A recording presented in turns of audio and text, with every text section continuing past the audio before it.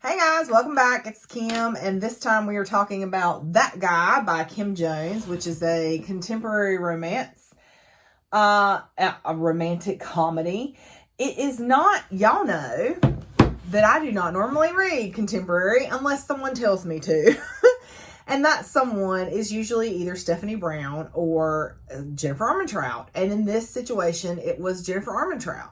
And you may or may not be aware, but apparently another author plagiarized this work. Jennifer Armentrout's response was, well, then you should go support the original author and buy her book. So I did. And it was like $2 or $3 on Amazon. I'm not sure. And I thought, it's $2 or $3. Like, if it's terrible, I'm out $2-3, right? It was not terrible. It was not terrible. So I had, I finished Akasif, right? Which was all the feels, right? And freaking book hangover. Then I started Legacy. And Legacy totally cured my Akasif hangover, right? But then I had this Legacy-sized hole in my heart, right? And had book hangover from Legacy. And so I was like, okay, I'm just going to read something that is just completely different than what I normally read and just kind of, get my mojo back, reset my brain. Because and crying over Legacy ain't gonna make the next book come out no faster. You know what I'm saying? So you have to find a way to cope. And I coped by reading that guy. So the main character is Penelope. And her love interest is Jake Swagger. I kid you not. And the writing is just hilarious. Like, Penelope is just this freaking country girl from Mississippi who goes to Chicago. I don't know where that accent came from. To defend her best friend's honor. And this book, like, literally, it's so cheeky. Like, they make fun of romance cliches while having romance cliches in the book. It's like this whole, like, fourth wall kind of thing. I don't know, but it's hilarious.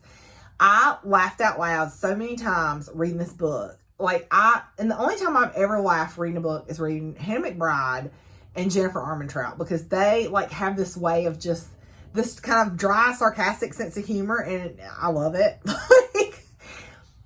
But this book had me hee-hawing. Okay, I think the writing term is called guffaw. But we don't say guffaw, we say hee-haw. Like, that's when you really got to go. Like, you were just like, that's when you're hee-hawing. So, spoiler-free review, it's definitely 5 stars. Like I said, Penelope is this girl from Mississippi. She goes to Chicago, so her best friend's ex-boyfriend cheated on her. And so Penelope goes to Chicago to defend her friend's honor, with the idea that she is going to steal some dog poop and light it on fire and leave it on the boyfriend's porch and video him when he comes out to stomp out the dog poop, because apparently he has this dog poop phobia, right? Okay. Well, things do not go as planned. Penelope ends up in this rich guy's apartment. Said rich guy comes home before he's supposed to, of course. He kicks her out. Things don't go the way they should or the way they're planned or whatever. Things just get a little cray-cray. They can't get away from each other because it's fated. And some alcohol gets involved, and then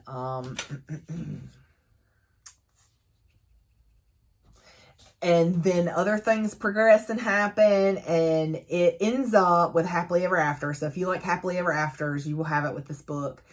And I just loved it. I really did. It's not my usual bag, but I literally loved it so much that I want to read the rest of her books. And where's book 2?